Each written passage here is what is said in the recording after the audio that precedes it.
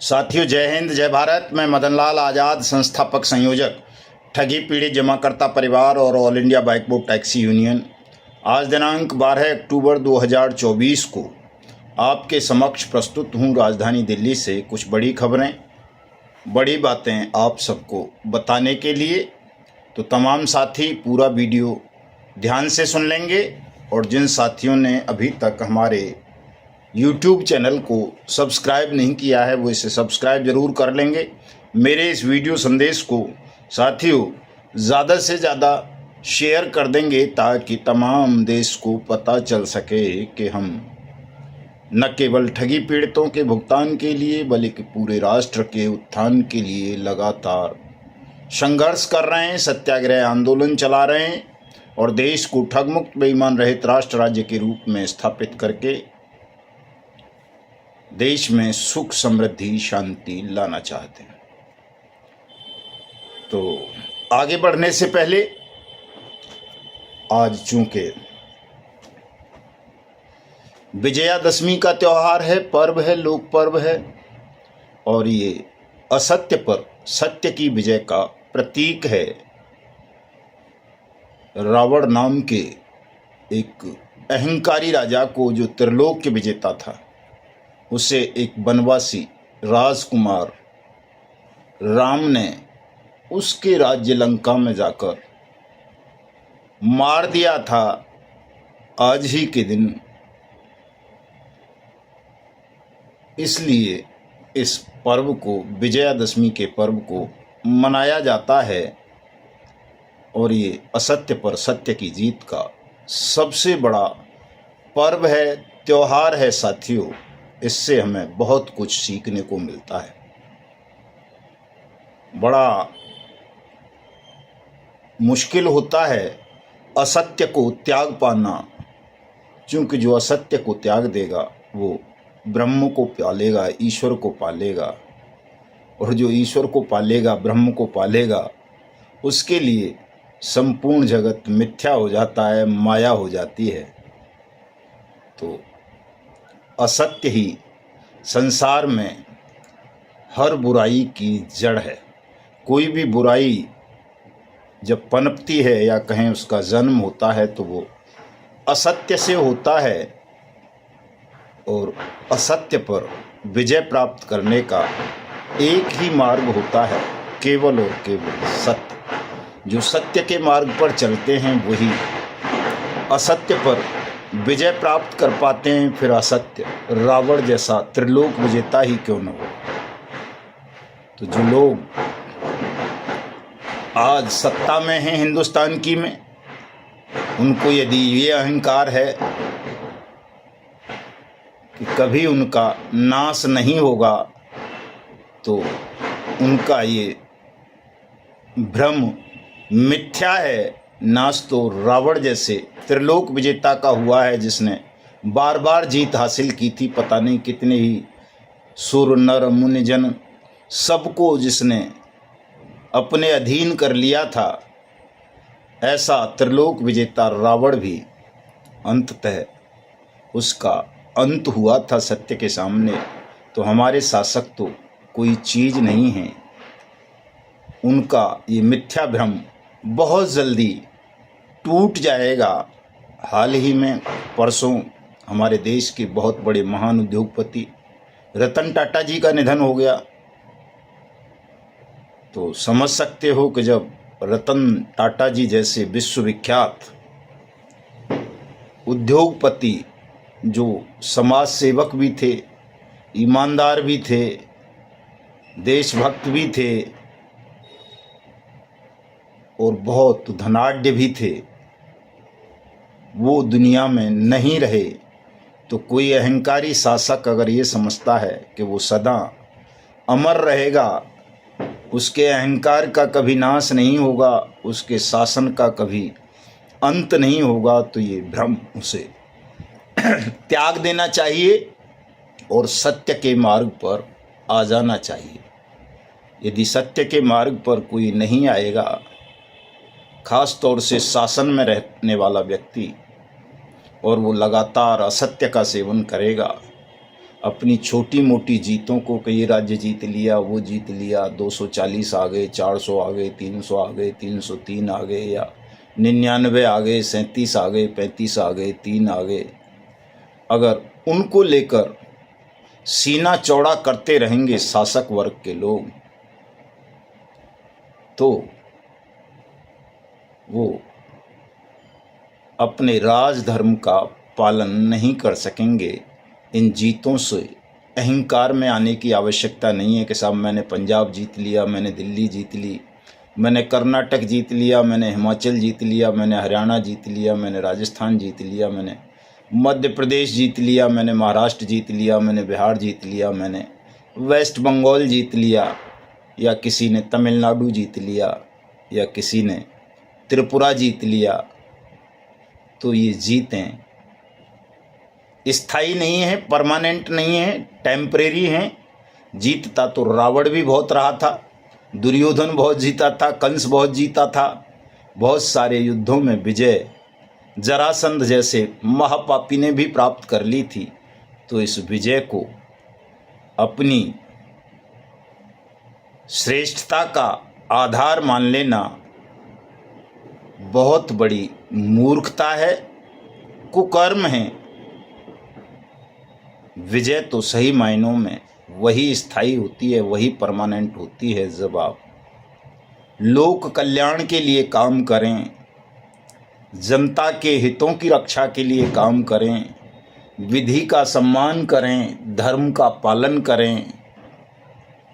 और यदि आप इनका पालन नहीं करते हैं, केवल अपनी जीतों के अहंकार वश जनता की न्यायपूर्ण आवाज़ों को कुचलने का कुत्सित षड्यंत्र रचते हैं, तो आपके इन षड्यंत्रों का अंत अवश्य होगा। जिस तरह से वनवासी राजकुमार राम ने त्रिलोक विजेता रावण के अहंकार का नाश कर दिया था, वनवासी पांडवों ने दुर्योधन के साम्राज्य का नाश कर दिया था, जिसके साथ इच्छा मृत्यु का वरदान प्राप्त भीष्म भी थे। तो आपका ये शासन कोई चीज़ नहीं है। हमारे ये जो ठगी पीड़ित जमाकर्ता परिवार पिछले 42 दिन से लगातार आपसे न्याय की मांग कर रहे हैं। यदि आप इस मांग की अनसुनी करेंगे तो मेरे ये महान देशभक्त साथी जो कहीं 1, कहीं 2, कहीं 10, कहीं 20, कहीं 100, कहीं 1000 सत्याग्रह शिविर लगा करके असहयोग आंदोलन पर बैठे हुए हैं, यही कल राम बन जाएंगे, कृष्ण बन जाएंगे, अर्जुन बन जाएंगे और तुम्हारे पाप कर्मों का अंत कर देंगे, तुम्हारी सत्ता को उखाड़ फेंकेंगे। ये ध्यान रखें हिंदुस्तान के तमाम बेईमान शासक और ठग साम्राज्यवादी। तो विजयादशमी के इस पावन पर्व पर मैं समस्त देशवासियों को, अपने सहयोगियों को, साथियों को बहुत बहुत बधाई देता हूं, हार्दिक शुभकामनाएं देता हूं और उम्मीद करता हूं कि आज से, अभी से मेरे तमाम साथी इस असत्य पर, अहंकारी सत्ता पर विजय प्राप्त करने के लिए सत्य का सेवन करेंगे, भले ही वो कितना ही कटु क्यों न हो।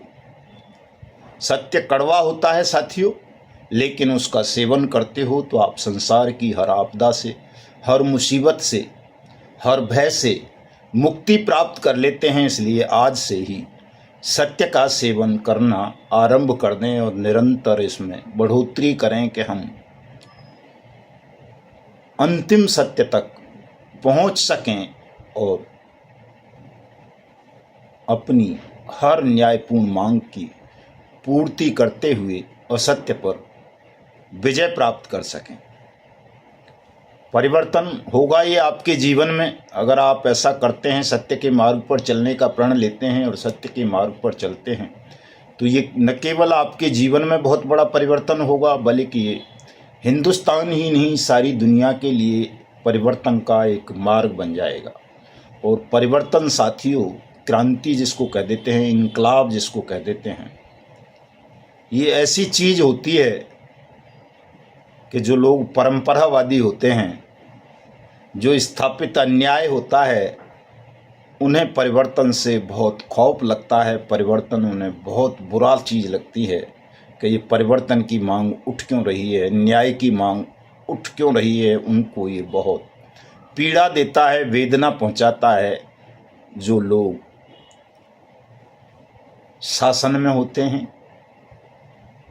परंपरावादी होते हैं, उनकी भावनाओं को इससे ठेस लगती है। लेकिन सत्य यही है साथियों कि परिवर्तन हमेशा सुखद होता है, आनंद देता है, और अंत में वो न केवल उस व्यक्ति को जो सत्य का सेवन कर रहा है, सत्य के मार्ग पर चल रहा है, बल्कि संपूर्ण राष्ट्र का उत्थान कर देता है। और आज तो हमारे देश का, हमारे शासन का, हमारे राष्ट्र का पूरी तरह से नैतिक पतन हो चुका है। इसीलिए ठग और बेईमान आज शासन में हैं। वो खुलेआम संपूर्ण राष्ट्र का शोषण कर पा रहे हैं। 42 करोड़ से ज़्यादा लोगों की मेहनत की कमाई को वापस नहीं कर रहे। कानून बन जाने के बाद संसद ने सर्वसम्मति से कानून बनाकर देश के ठगी पीड़ितों को भुगतान की गारंटी का अधिकार दिया वर्ष 2019 में, कि देश के किसी भी व्यक्ति के साथ कभी भी, कहीं भी, कोई भी, किसी भी प्रकार की अगर ठगी हुई है तो शासन उसका पैसा, उसकी जमा राशि का 2 से 3 गुना 180 दिन में उससे आवेदन लेकर वापस करेगा। लेकिन ये कानून बन जाने के बाद भी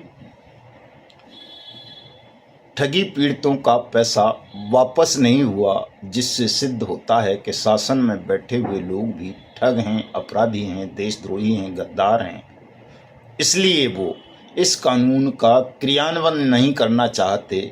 इसलिए बार बार वो इस कानून को दबाने का, छुपाने का प्रयास कर रहे हैं। और उन्हें भय लग रहा है, ठगी पीड़ित जमाकर्ता परिवार तब जबकि इस आंदोलन से वो भयभीत हैं, डरे हुए हैं, मुंह नहीं खोल पा रहे। इतना भय है कि वो बट्स एक्ट बोल नहीं पा रहे। चाहे वो किसी राज्य का मुख्यमंत्री हो, हमारे देश का प्रधानमंत्री हो, या कोई और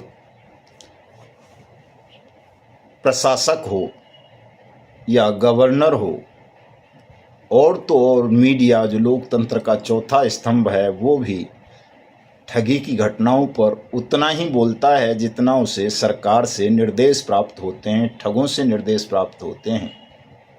बट्स एक्ट पर बोलने पर उसके मुंह में भी दही जम जाती है। इसलिए साथियों, हमने निर्णय लिया है कि जो देश की सत्ता में है प्रधानमंत्री नरेंद्र मोदी, वो जो विपक्ष में हैं लोकसभा में कांग्रेस नेता राहुल गांधी, वो जिस राज्य के आप रहने वाले हैं उसके चीफ मिनिस्टर को, और जो आपके राज्य का सबसे बड़ा ठग हो उसको, इन चारों का चार मुखी पुतला बनाना है साथियों एक।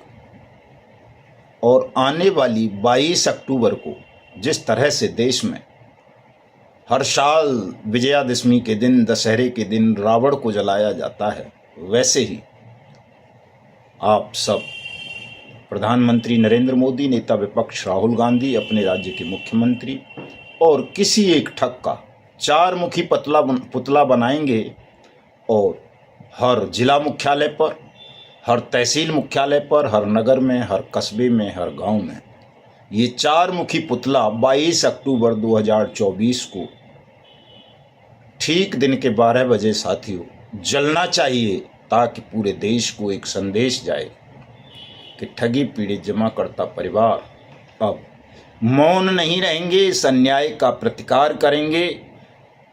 The banning of unregulated deposit schemes act 2019 का क्रियान्वयन कराएंगे, देश के हर ठगी पीड़ित का भुगतान कराएंगे, देश के प्रत्येक निर्दोष एजेंट को सुरक्षा, सम्मान, रोजगार, पुनर्वास का अधिकार दिलाएंगे और अंत में देश को ठगमुक्त, बेईमान रहित राष्ट्र राज्य के रूप में स्थापित करके भारत माता को ठग और बेईमानों के खूनी पंजों से मुक्ति दिलाएंगे।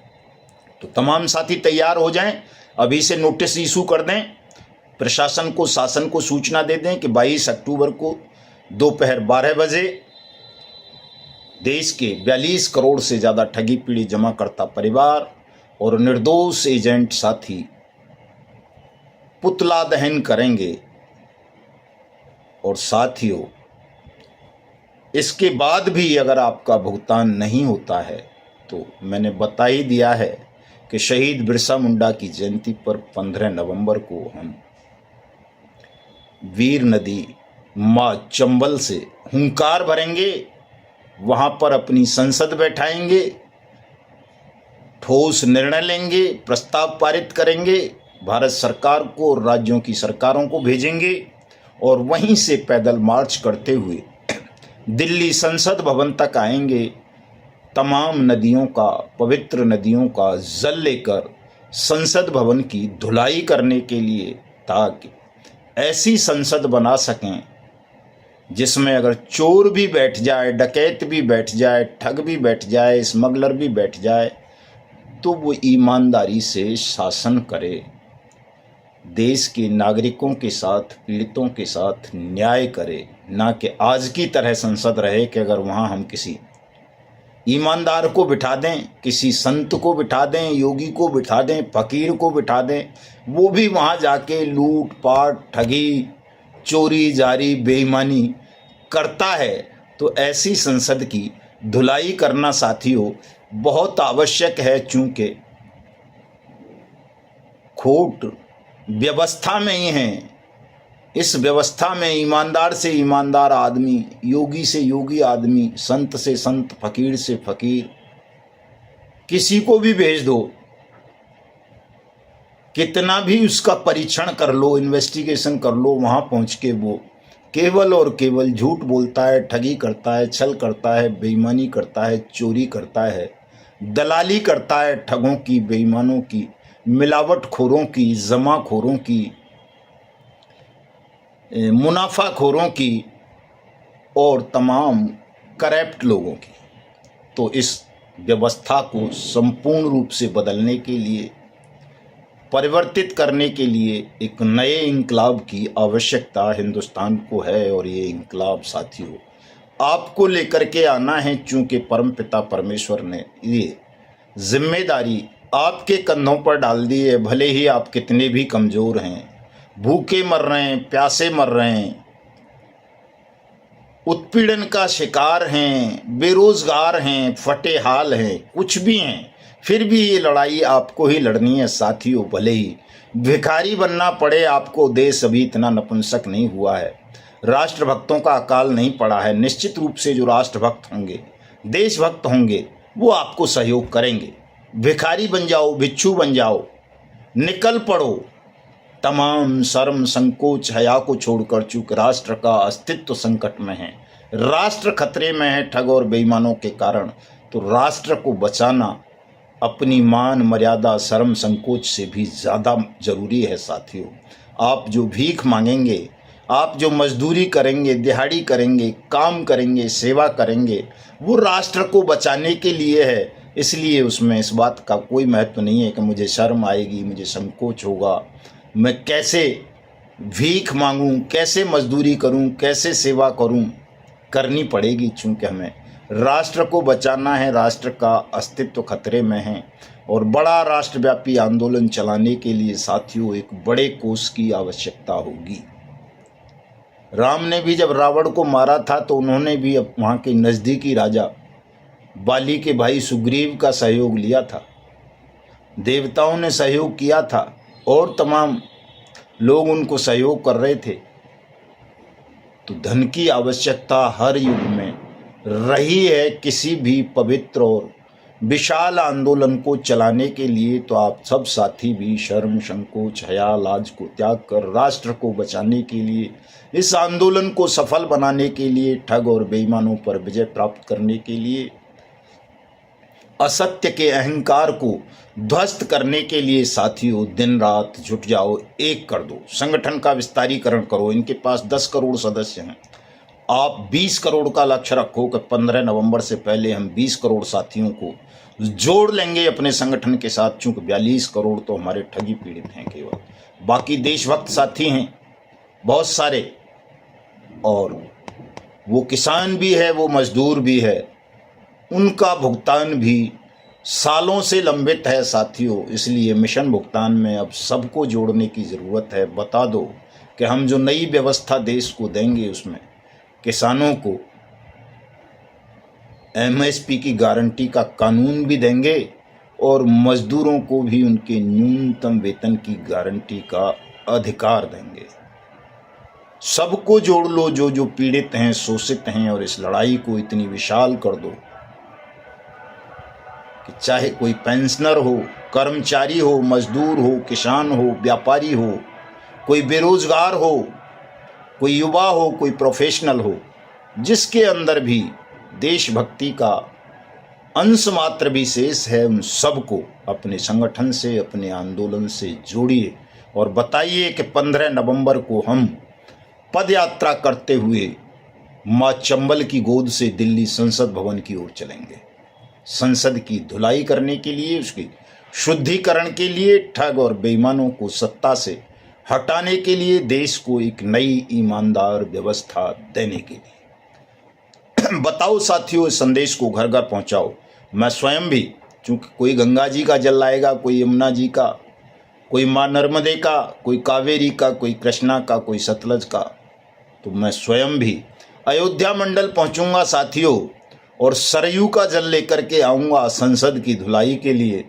बहुत जल्दी कार्यक्रम बनाता हूँ अयोध्या मंडल के जनपदों का माँ सरयू के आशीर्वाद लेने का, और भगवान राम से भी प्रार्थना करने जाऊँगा कि वो ठग और बेईमानों को अपना आशीर्वाद और संरक्षण देना बंद कर दें, चूँकि आपका आशीर्वाद, आपका संरक्षण पाकर, आपके नाम के सहारे से वो देश को ठग रहे हैं, लूट रहे हैं, बेईमानी कर रहे हैं। इसलिए अपने आशीर्वाद की धारा को अविलंब रोक दें और अपना आशीर्वाद उन देशभक्त शक्तियों को दें, देश के उन ठगी पीड़ित जमाकर्ता परिवारों को दें, जो देश को ठगमुक्त बेईमान रहित राष्ट्र राज्य बनाने के लिए मैदान में उतरे हुए हैं, भूखे प्यासे रहकर 42 दिनों से, जिनकी पीड़ा को, दर्द को देश का बेईमान शासन सुन नहीं रहा, कान में रुई ठूंस कर तेल डाल करके सो गया है। तो साथियों, चूँकि हमारे बहुत से महादानी साथियों ने हमें सहयोग राशि भेजी है और मैं कई दिनों से लगातार बता नहीं पाता, तो मैं बता देता हूं आज कुछ साथियों के, जिनके मैंने स्क्रीनशॉट इकट्ठे किए हैं। अशोक यादव जी हैं, उन्होंने 50 रुपये भेजे हैं। गुड़िया देवी हैं, उन्होंने 50 रुपये भेजे हैं। गुड़िया देवी ने 1 रुपया और भेजा है। चंद्रशेखर जी हैं, उन्होंने 51 रुपये भेजे हैं। सुरेंद्र सिंह जी ने 51 रुपये भेजे हैं। कुंदन गुप्ता जी ने 100 रुपये भेजे हैं। जसवंत जी ने 100 रुपये भेजे हैं। मूलचंद बैरवा साहब ने 100 रुपये भेजे हैं। राजेंद्र कुमार सैन जिला अध्यक्ष अलवर ने 11 रुपये भेजे हैं। चंद्रभान जी ने 1 रुपया भेजा है। अमरीश कुमार ने 51 रुपये भेजे हैं। बलराम मंडल जी ने 200 रुपये भेजे हैं। हरिपाल जी ने 11 रुपये भेजे हैं। जवेर लाकरा साहब ने 51 रुपये भेजे हैं। बेदीलाल यादव साहब ने 21 रुपये भेजे हैं। और भी कुछ साथियों ने सहयोग राशि भेजी है, उनका मैं अभी कलेक्शन कर नहीं पाया हूं, कल के वीडियो में बताऊंगा। और आज का फेसबुक लाइव भी, चूँकि आज अभी रावण का अंत करना है, उसके पुतले का थोड़ी देर में, तो इस वजह से फेसबुक पर लाइव नहीं रहूँगा। कल आता हूँ, कल आपके साथ फेसबुक पर चर्चा करूँगा। तो जिन साथियों ने हमको आर्थिक सहयोग दिया है उन सब का बहुत बहुत धन्यवाद, कोटि कोटि आभार, अभिनंदन। तमाम साथी इसी तरह लगातार अपनी सहयोगी भूमिका का निर्वहन करते रहें, ताकि आने वाला कल आपको नमन कर सके, भविष्य कह सके कि आपने गरीब, मजदूर, शोषित, पीड़ित, तमाम विपरीत हालातों के बाद भी देश को बचाने में अपना सहयोग दिया था। तन से हुआ तो तन से, मन से हुआ तो मन से, धन से हुआ तो धन से। तो तमाम साथी सहयोग करें। कमेटियां बना रहे हैं हम आयोजन की। चंबल से लेकर दिल्ली तक पदयात्रा होगी। इधर यूपी का ये जो दूसरा हिस्सा है उससे भी यात्रा होगी। हरियाणा के जितने भी मार्ग हैं दिल्ली की तरफ आने वाले, वहाँ से भी पदयात्रा के कार्यक्रम बनाएंगे। चारों तरफ से संसद भवन पर घेराव डालना है। इतनी बड़ी मानव श्रृंखला बना देनी है कि 15 नवंबर से लेकर 25 नवंबर तक, यानी 10 दिन लगातार हिंदुस्तान में सब कुछ ठप हो जाए ताकि हिंदुस्तान को आज़ादी दिला सकें ठग और बेईमानों से, और उन तमाम करोड़ों लोगों की पीड़ाओं का अंत कर सकें जो बहुत ज़्यादा खून के आंसू रो रहे हैं और जिनकी पीड़ा, जिनकी न्यायपूर्ण मांग को अहंकारी शासक सुन नहीं रहे। तो मिलता हूं कल साथियों। जय हिंद, जय भारत।